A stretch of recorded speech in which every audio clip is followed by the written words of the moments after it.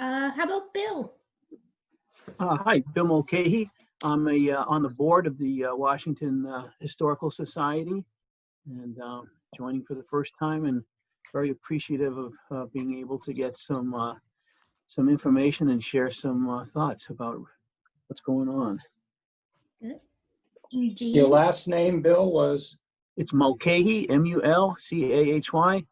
I think we're all old enough, but Father Mulcahy on MASH. Yeah. Yeah. How about Jean? Hi, I'm Jean Pryor. I'm representing the Westmoreland Park Hill Meeting House and Historical Society, and this is my first meeting. Perfect. Well, Amelia, you want to go too? Sure. My internet is not super great, so if I cut out, that's why. Oh. My name is Amelia Woodfire, and I have my foot in a lot of different places. Can you hear me? Yeah.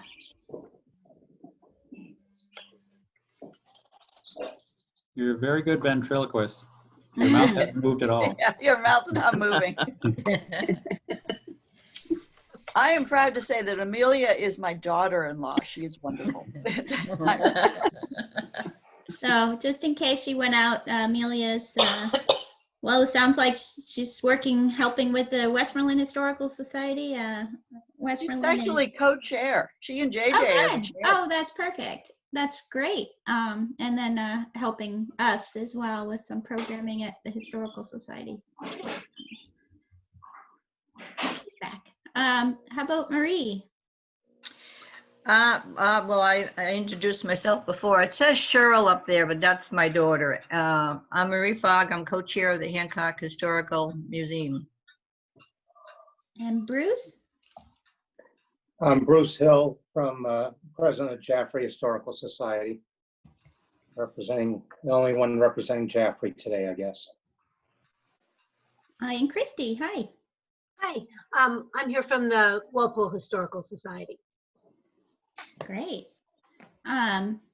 Well, like I said, I appreciate you all being here. We canceled the meeting for June, and then we thought, maybe it'd be a good chance just to check in with everybody, anyone who wants to find out how you're doing, first and foremost. And if you're in the planning stages of reopening, I know at this point we have the green light to move forward from the governor, so that's good news.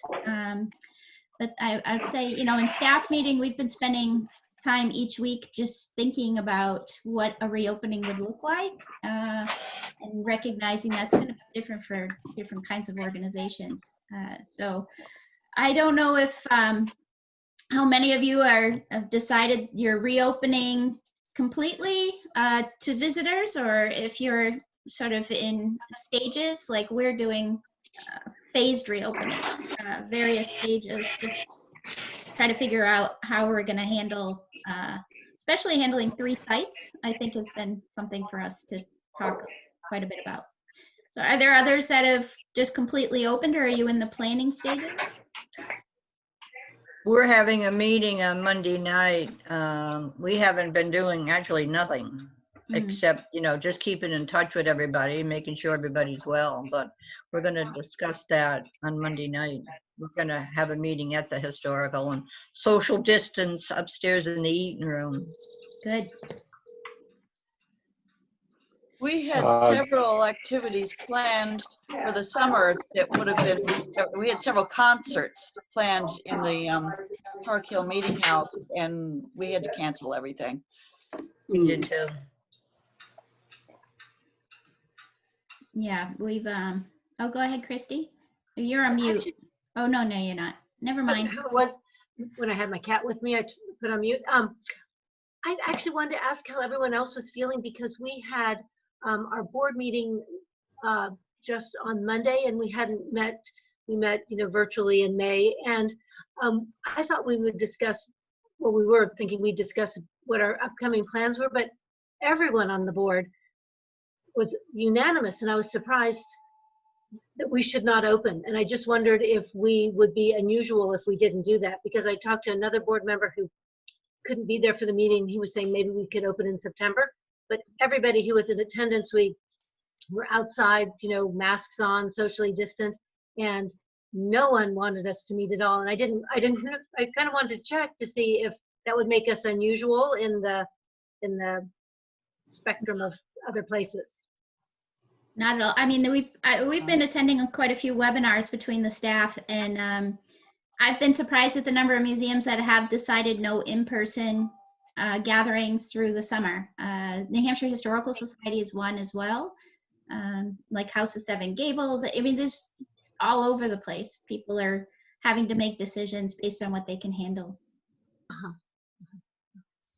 I think Hancock's leaning that way too, that we're not going to open. We canceled the one program we had.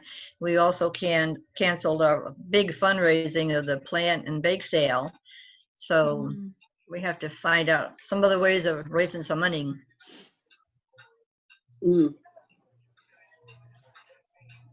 Others, are you looking at opening or not? Oh, Bruce, I think I muted you on accident. Sorry. To Don't give some mute. more detail on our phasing that Jenna was talking about, we're currently in phase 2 here at the headquarters of the Historical Society, which means we're open only by appointment. So people have to call in if they want to see us about something, and we probably won't be opening the Wyman Tavern for tours, but we have a 4-phase reopening, and who knows when we'll move to another phase. We're in phase 2 by appointment only, at least through the 4th of July, to see if there are any sort of spikes or what's happening at that point. And as of yesterday, the fundraising committee here canceled our wonderful brew fest for the summer, unfortunately. So we're going to try to do some sort of an online event and get the brewers involved and see what we can do, because that's a major fundraiser for us. We should say that we are having volunteers come in to the Historical Society, also sort of on a very clear schedule. We need to know when they're coming, and so we don't have too many people come in at a time. Staggering the volunteers. That's one part. Yeah. And that began this week, this past week, right? Wait, I don't know what today is. Never mind. Tuesday.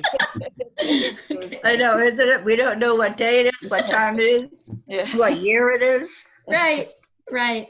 So I think the big thing for us when we were starting out is, how are we going to work together in the same space, in the same building? Luckily, we're able to space ourselves out enough, and you know, and as it happens, 2 of us on staff in Keene at least are moms with kids suddenly home and no summer camps, and so we're able to work from home. So you know, trying to figure that out was sort of a first step.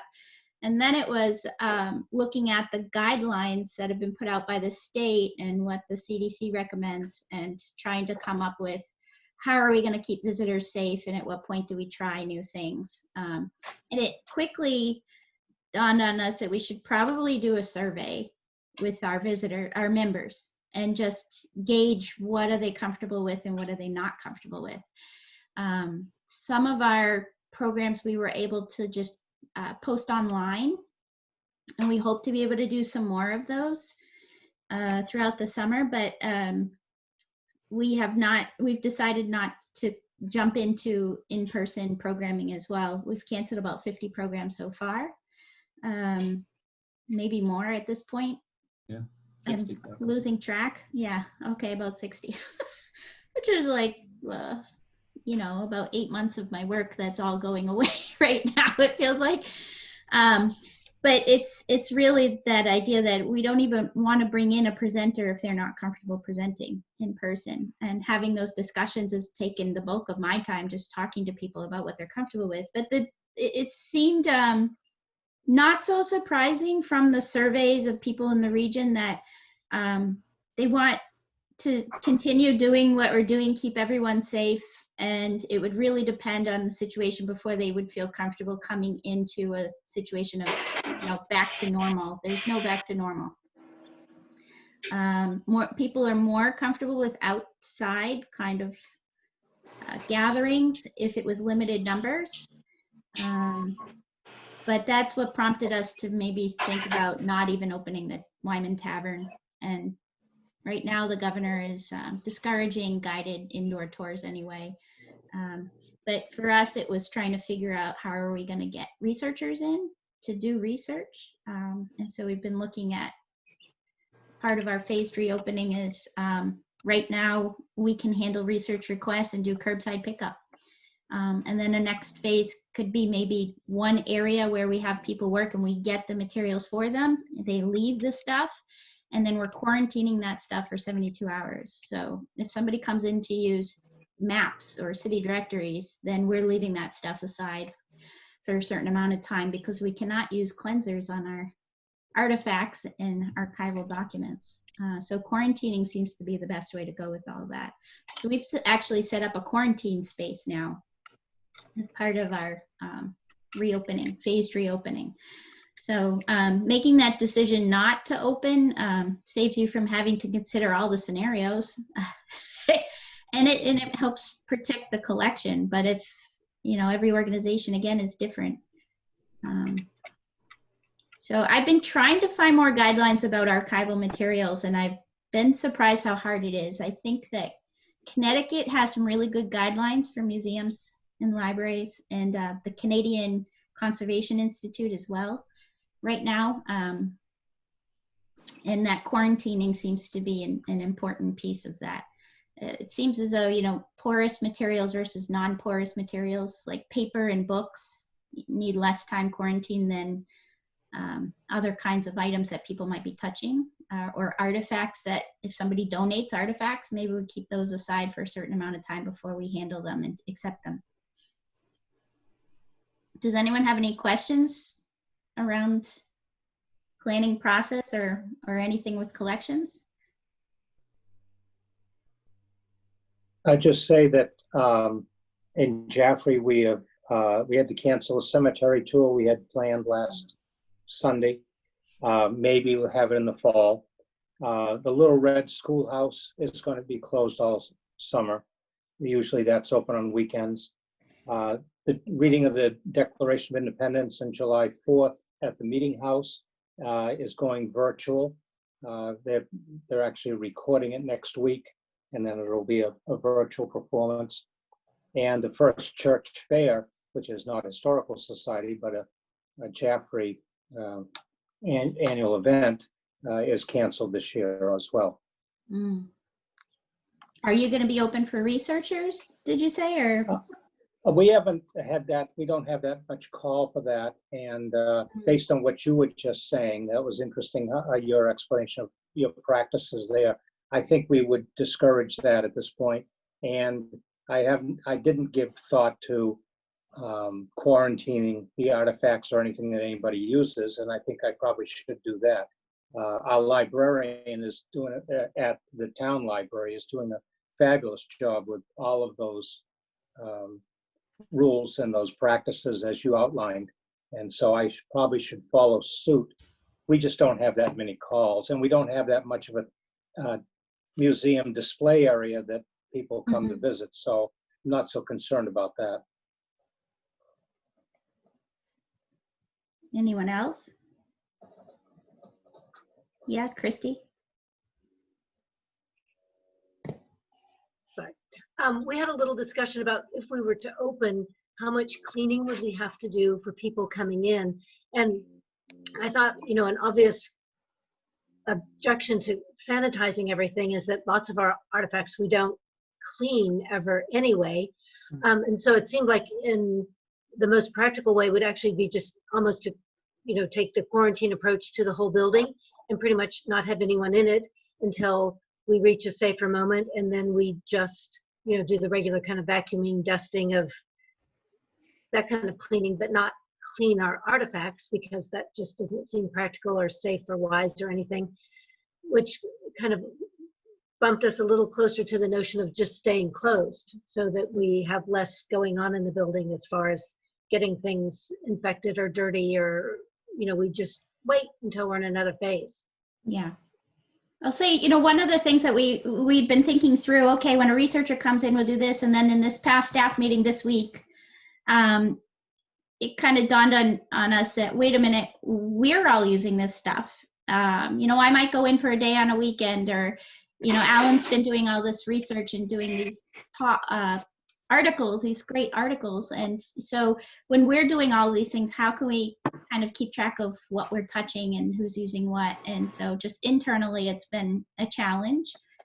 The other thing that we were talking about is the Canadian Conservation Institute is really warning against use of hand sanitizer and then touching archival materials. So that's another thing we're going to build into our phased reopening, is eventually we want people to use hand sanitizer when they come in, but if anyone's going to be accessing anything from the collection, we're going to ask them to wash their hands with soap and water, and then go through that process. So there's more to it. We don't want to do more damage than good. One of the things that we decided to do with our quarantining, even among just the volunteers and staff, is that we would, if somebody uses materials, they would just put a Post-it note on top of that pile of materials when they put it into quarantine with the date.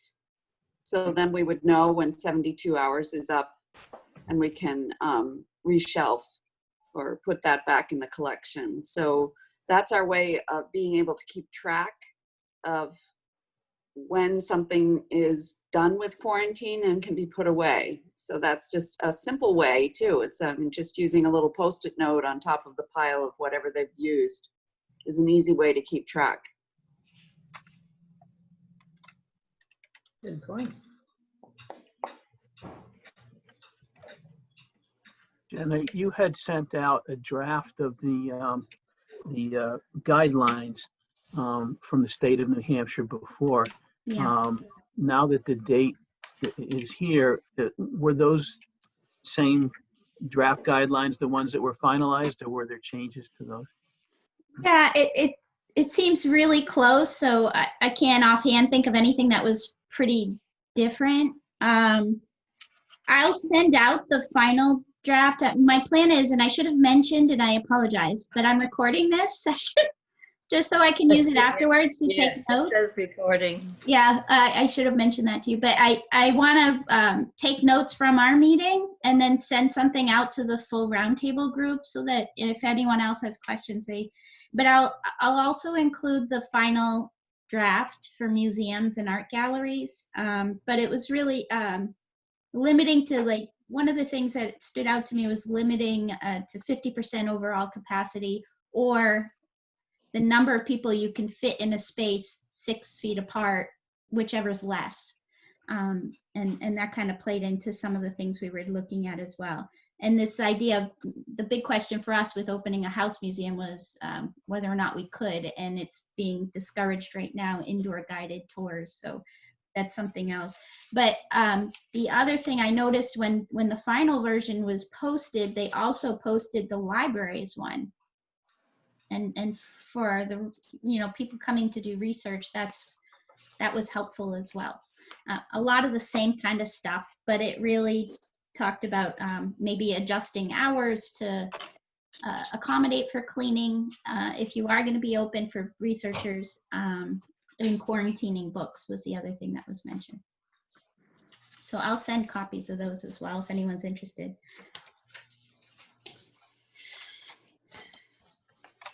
If you're looking for good materials, just to post different signs in your building, just as a reminder for the 6 feet and wearing a mask and things like that, the CDC website has a lot of good posters and other handout sort of things. So that's a good resource to check out if you're looking for something to sort of inform the public or inform anybody who comes into your building, whether it's volunteers or board members or whatever.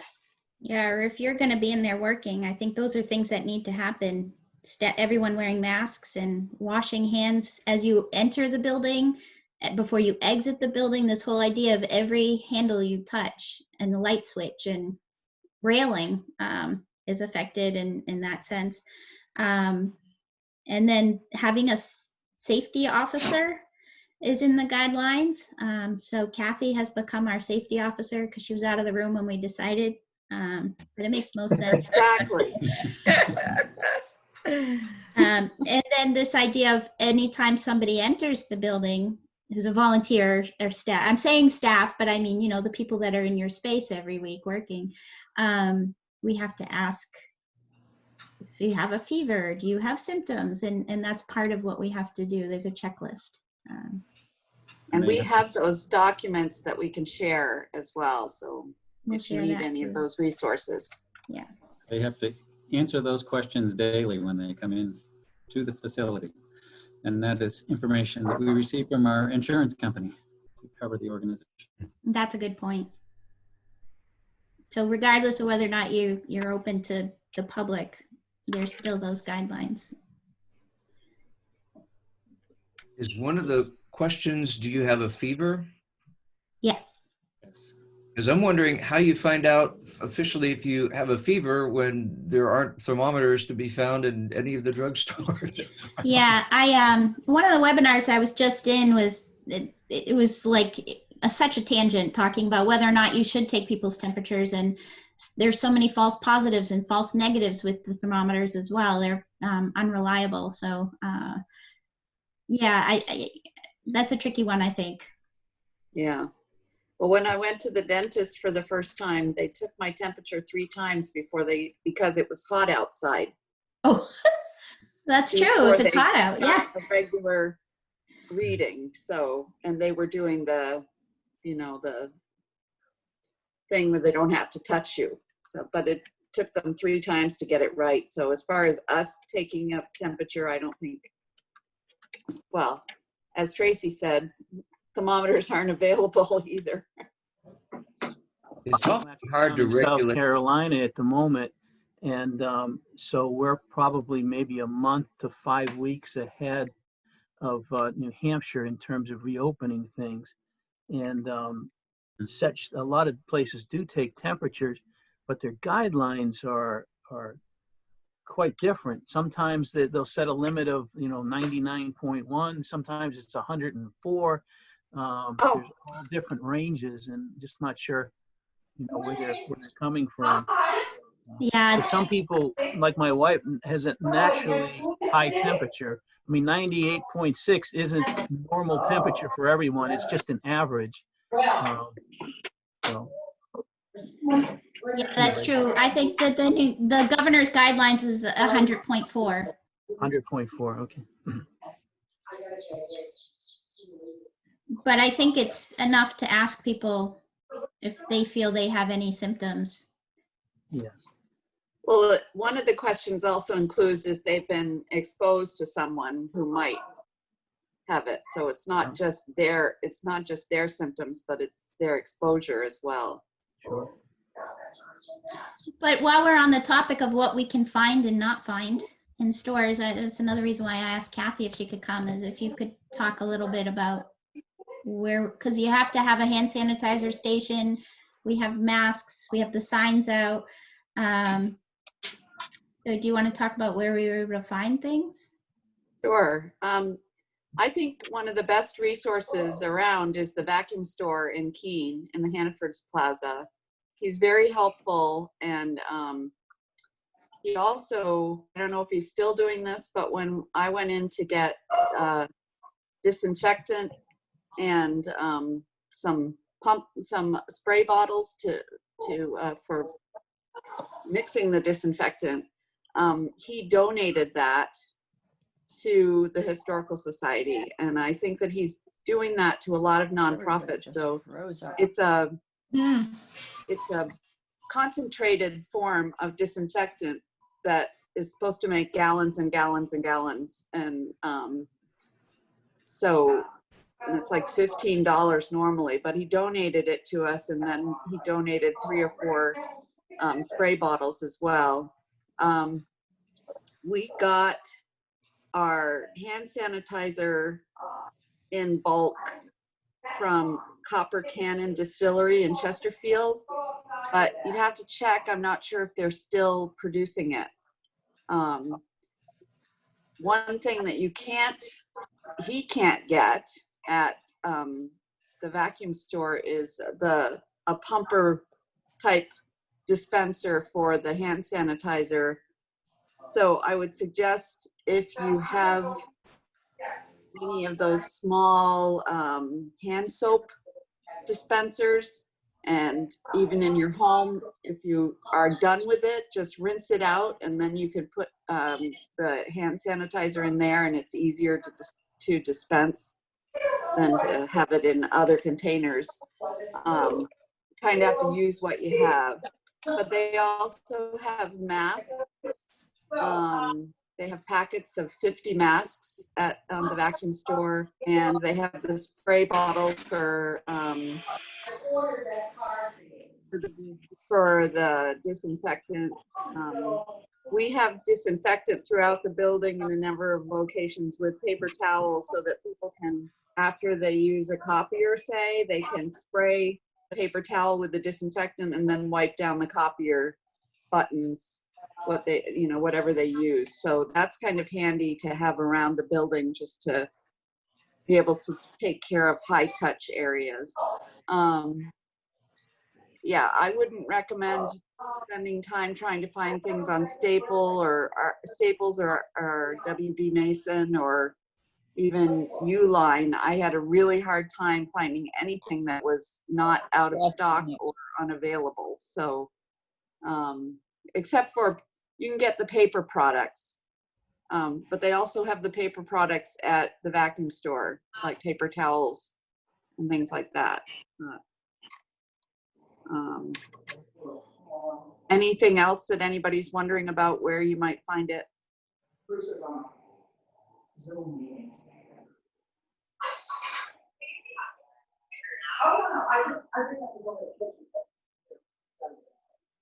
Bruce, you're in an active house.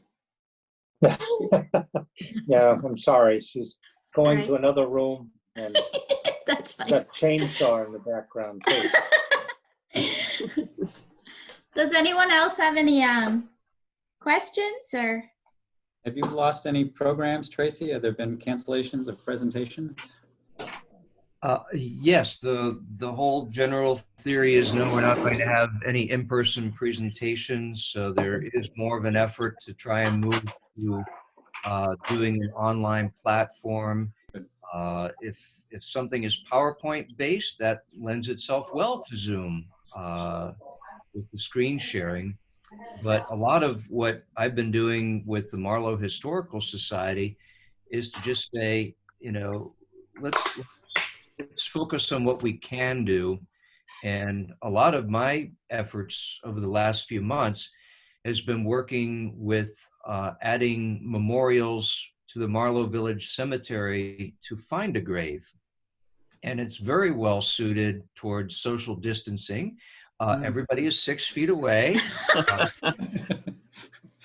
And we've been able to get a lot of volunteers who will come up and take pictures. I'm adding the memorials, and there are close to 1,500 gravestones in the village cemetery. We had no idea there were that many. And I'm to the point that I've almost entered all of the 1,500 into the database. And the next facet of it is much more collegial, working with the other historical societies, because then it allows you to go in and create linkages between that individual and their parents or their siblings or their children. So the Hancock history has been great. There are a lot of people who came over from Hancock to Marlowe and just go right into the Hancock history. And more graves in Hancock are being added to find a grave. So I just put the link, all of these immediate relatives to the folks that are buried in Marlowe. So it's a great opportunity for collaboration amongst all of our sites. That's a I really do a good lot point. with Find a Grave as well. And Tracy, I'm a photo volunteer for them up in the Washington area. So I also catch requests that get distributed from Marlowe. So now I know who's been filling up my inbox. Guilty as charged. It's fascinating as you go through, and some of the cemeteries are fortunate to have had transcriptions that may have been done decades ago as a starting place. But I'm finding that in some cases there are duplicates, there are cenotaphs for people who are Yes. buried elsewhere. And it's like, okay, is this the cenotaph or is this the actual gravestone? There are people who added duplicates just because up until recently, Find a Grave didn't have a double checking feature that says, oh, are you sure you want to add this, memorial, because we've got 5 others that could be a Yes. match. And that's been a great resource to avoid duplications. Yes.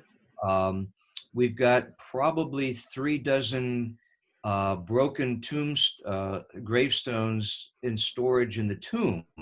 So at some point, we'll be able to identify, okay, here are these graves that have memorials, but no stones. And then if we go into the tomb and find that, somebody died on the 4th of July, 1876, we'll now be able to say, oh, you need to look for the other half of the stone that belongs to this person. So it really is a big jigsaw puzzle. And Alan, I'm getting lots of Stoddard families in there. So there are a great number of parents of people buried in Marlow that are buried in Stoddard. And Stoddard's done a wonderful job of adding some of the oldest stones. And it feels good when you can sit back and you can see an entire family Yes. represented on just one memorial. Parents, spouses, kids, and they're buried all over. It really is a big old jigsaw puzzle. I had a great experience last year. I was doing some work in the East Washington Cemetery, and the lady that keeps the records for Washington is fantastic, Kitty West, and she has excellent records. But we came across this one record, and it just said, boy shot on Mill Hill. And there was no date, no name. There was the plot number, which I went to, but of course it was never marked. And I spent a while, and I was finally able to identify this individual. And it was a 7-year-old boy shot in a tragic accident. But I found out his name and who he was and the story behind it. And then the lady, Kitty West, and myself donated a stone to put on his grave so that he wouldn't be lost again, basically. And I wrote an article on that was in the last fall's our newsletter from the Washington Historical Society. But it was a wonderful feeling. Bill, do you have access to the Washington and Marlow Times newspaper, which is on microfilm? I don't. I'd like to look at that because I'm looking for some other things. Some great resources, and sorry, folks, I don't mean to bore the rest of you. In the Hillsborough the library there, online, you can get access to the Hillsborough Messenger going back into the 1800s, and also, Richardson. The Argus Champion from Newport? Yes. Over in, I can't think of the name of the town, I'm sorry, on the other side of, but anyways, there's 2 good online resources there. That's where those 2 things that enabled me to really get to the bottom of that one story. But I need some things that go back into the 1820s and 30s, and I've been having trouble finding those newspapers. Well, there's a few things that you guys have brought up then that are kind of good points for the summer. And a couple of things, like I noticed that my Jenny Powers talk for spring canceled. I moved it to an online platform and went back to all those places that canceled. And I think people aren't, maybe don't know how to use it, but so far nobody has continued to book the program. So there's something there. Hopefully towards August, we'll get a couple of online programs. But anybody doing online programs, there's places that are just looking for something to I know able we're to gonna post through their historical society. have your Jenny Powers in I think it's July, isn't it, next month? Yeah. So you were gonna. Oh, that's right. You guys were gonna Yeah. let me know if you wanted to do it online or not. But Yeah, we can. which I think is we're meeting this the last day of June is when we're going to have our Okay. next meeting. Yeah. But it's Yeah. Just let me know. probably 100% that we're going to do that. I Okay, thought it that's was great that you know, the New Hampshire Humanities has now removed their limit of speakers and presenters, and they put a list together about how many all the online ones. That's going to be a real game changer for us because we've been a seasonal Yeah. set up until now, and that'll enable us to keep doing things and bringing members together online. That's what I was going to say. I think New Hampshire Humanities, they found a new role that they have to play in providing access to content. And I think that's something that's an option for sites, even if they're not open. The other thing we've noticed is that a lot of interns that were supposed to be away from Cheshire County and are not, for their internships are looking for something locally to do. And in the past, we've been able to say, hey, look, we know Marlborough Historical Society needs help. So right now we're kind of at a limit of who we can take. But that's something else. If there's students in the area looking for something to do that they can be able to do from home. So we have 2 students working on our women's history website. So we've got some postings for Jaffrey, I know, on that our section of our website for empowered women of Cheshire County. And so that's student driven right now. They can work from home and doing that research and getting content ready. And so there may be some things that you can have students work on. And then the other thing is that people are really looking for stories, and Alan's articles that he's been writing have been wonderful, and we've received such great feedback, and hopefully he could keep that going. Very good. And so even just going through and pulling out stories that we've already done, and sharing them again with people who are looking for content would be a really good idea through the summer. And then we've also had some volunteers looking for things that they could maybe do from home. I have a volunteer who's in where is she? Hillside, and she's basically in her room and unable to, or hasn't been able to leave, and she's looking for work. So we have her transcribing census records for us because she likes to use Excel, and she's just happy to have something she could be working on. And so kind of finding things that people can do from home has been something else that's been something we've been busy with. I'd like to ask the group about going back to the subject of having these online meetings and Zoom, and we're hooked up with the Google nonprofit,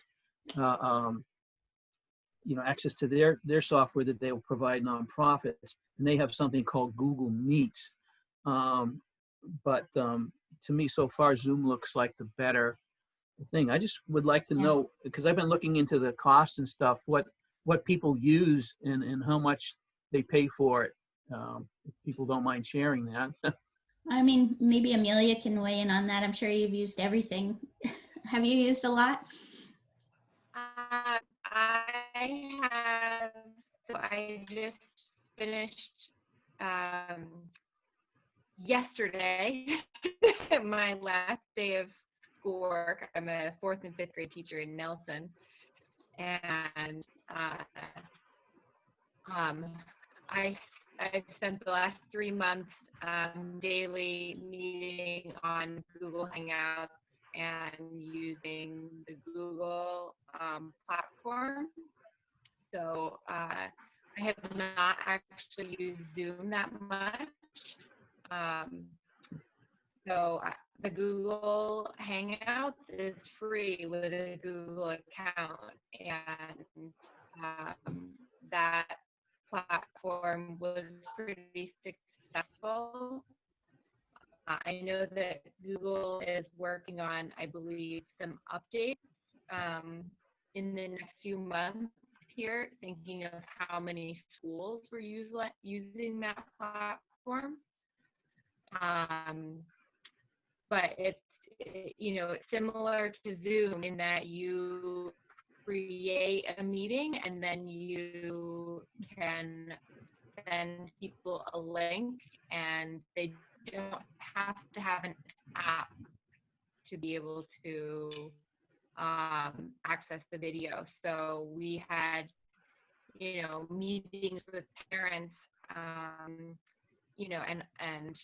that from their phones they could come to a meeting. So it really was, I think, pretty accessible for a lot of people, and the idea of not having to download an app made it even more accessible. Did you have good luck? I've only used Google. I guess they're changing the name of it to Google Meets now, from Hangouts. But was the sound quality, the audio quality, all right? Because I had different people having trouble with the audio on that, the quality of being able to hear and understand what they were saying. Or For what I experienced, it was fine.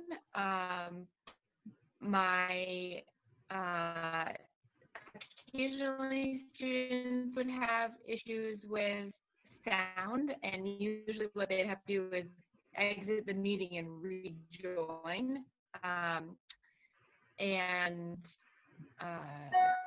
It depended on internet issues too, so that could have been an issue. There, were delays but as a whole, sound quality was not an issue that I experienced, but we weren't trying to do a full program. I was meeting for 30-minute increments at a time. So that is a little bit of a different experience than trying to get, a huge group of people in there. But you can do a presentation. We did our graduation ceremony virtually and streamed it from a computer so that students could watch a slideshow and graduation speeches and things like that.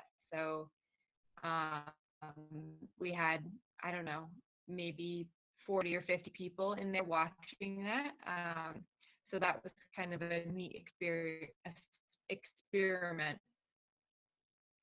That function seemed interesting, because it looked like you could have people that you sent a link to and invited them to directly participate in a meeting, and then other people, as you say, you could just send them a link just to the streaming part, so they could just watch only.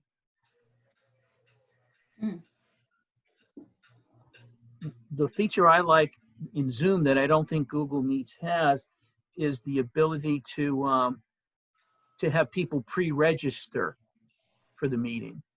So you send them out a link and they go on and register and grab one of the spots if you only have, a limited number of spots. So you kind of know who's coming or who's going to attend, assuming they show up. We've used Zoom for things so far, which has gone well. I've used the free one, and that's up to 100 people can watch. But I think we're just at a point where I think we're going with the webinar version now. Okay. And so that's $40 a month, but that'll allow us to conduct things where we could mute everybody in the room and then just have guest speakers and, all of that. Right. And I think that's because of that commitment that we seem to have more of a commitment to some of these online programs. That's a good price. When I reached out to them and asked them if they had nonprofit prices, they told me no. And then the price they gave me was essentially about $65 a month. It was, if that's just for one license, one user to the meetings. And then, you could have, I think, 500 participants. And you could go, for whatever the time is. The free version, I think, limits you to 40 minutes. 40 minutes, yeah. Mm. Which makes for short and sweet meeting. If you Yeah, that's a little too little for us. I use that with my family, and we all get cut off, and it's Yeah. good. So I have a Anyone question else? about, Yeah, go I have ahead. a question about Zoom. I'm only seeing 4 people at the bottom of my screen, and whoever is actively talking is the big picture background.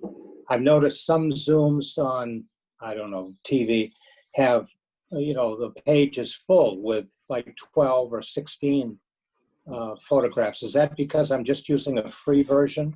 No, you're No. in that mode. You're in the speaker mode. So if you go to the top right corner, you can see like a square of all dots. It's gallery view. Do you see that? Right. No. Looks like a I have- Rubik's. Looks like a Rubik's I have Cube, the- yeah. Yeah, Rubik's. And then you'd be able to see everyone. No, I don't have that square at the top.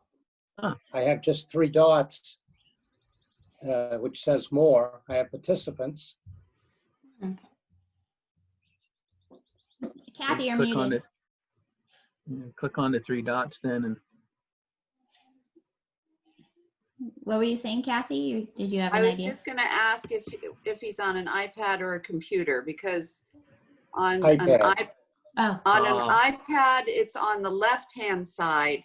If you click at Got the it. top and it says switch to gallery view. I got it. Thank you. That's it.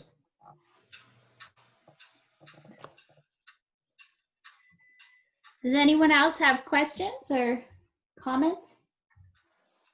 Can I just share that Ken Sheldon is in the midst of writing a book on our behalf for the Jaffrey Historical Society. It's entitled Deep Water, The History of the Dean Murder. Yeah. And so, as you all probably know, he did the play that we celebrated the 100th anniversary of the Dean murder. And now he's writing the book. He's got half of it done. I've seen the first half. It's excellent. And the rest of it will be finished probably by September or to November, somewhere in that vicinity. That's great. So, well, yeah, we're looking forward to that. Do you plan to have that available all over or just at the Historical Society? Yes. Yeah. Yes. Actually, Ken is. We didn't commission it as much as we gave him a grant. So it's his. He will be selling it, and selling it to Historical Society. So it'll be available for sale. Yep. That's Bruce, great. as long as you mentioned Ken Sheldon, I just wanted to put in a plug that the Park Theater has the live programs tonight at 5 o'clock, which will feature Ken Sheldon and Fred Marple. And as we all are trying to figure out ways, how do we get audiences for programs like you have, Jenna, it may be that the Park Theater, which is, developed this virtual audience, might be a way for you, Jenna, to get out there and share your story. So kudos to the Park Theater for being able to provide great. live entertainment. Yep. Yeah, that's great. That's Steve Jackson is the manager. one final tidbit on Zoom. I was at a New Hampshire Humanities online thing a couple of weeks ago about using Zoom and running Zoom meetings. And they had mentioned that they have bought a license for themselves, and they're buying a second license. And the purpose of that second license is to be able to make it available for kind of rental to organizations that may not have Zoom themselves or may not want to, make a subscription. So it was supposed to come out this week, the detailed information about it. I haven't seen it yet, but so I don't know about costs and that type of thing, but just something to share. That's great. Jenna, Yeah. a couple of the board members that I spoke with this week, they're planning on taking things from the historical to their homes to work on. Can you tell me again if people take things home, what they should be doing? I know one, we're trying to do the Annie Mary Wallace quilting thing, and she was sewing little labels on them. So she said that she might take like a dozen of them at home and then sew the labels on them. What would she have to do when she brings them back? They have to, Oh, so the labels on the quilts. yeah, Quilts they're that, little squares. They were sample squares. okay. I mean, that's another thing that's a porous material. So, 24 to 72 hours, I think, is what they recommend for porous materials, and just to keep them in quarantine would be the way to go. Keep them aside and no one touch them.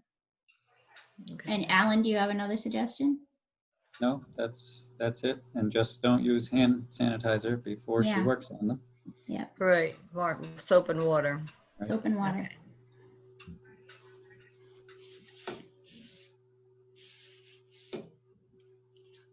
We good? Well, Jenna, oh, one go other ahead. thing I wanted to mention is the dividend of the Find a Grave research is people from all over the country are now uploading photographs of their ancestors to go along with the photographs of the gravestones. So it's really helping me in my next project, which is going to be working on identifying all of these old photographs of people in the Society's collection. And now that we've been able to work with families to put the faces with the names, this is really going to help out with photo identification in the future. Yeah, that's a good point. Well, if there's any other questions that anyone or any board members have, if we can help, we can. If not, we'll send you to someone else. So that's it's been a lot of checking in with a lot of organizations around the state and New England and just seeing what's happening elsewhere. I'm learning from others right now. But we do plan to have an October roundtable meeting. At this point, we'll have to see. I don't really know how things are going, so we'll play it by ear. But Hinsdale has offered to host, so that's our plan right now. And anyone's welcome to attend. If anyone wants any documents or anything, just I can send those to Jenna and she can forward them on to you. Yeah, I think that's what I'll do. I'll send like what are we using for a checklist, the poster, a link to the posters, things like that. That would be great. We'll send a packet out. Yep. Okay. Thank you so much. Yeah, Much it's for nice to doing see this. you all. Thank you. Nice to be part of a group. Thank you. Yeah. Thank you. This is extremely helpful. Thank you very much. Welcome to Okay. Hancock, Tracy. Thank you very much. Great to be in Hancock. All right. Stay well. I'll see you Bye-bye. all soon. I hope. Everybody stay well. Thank you Take so care, much. everyone. Right. Bye. Bye.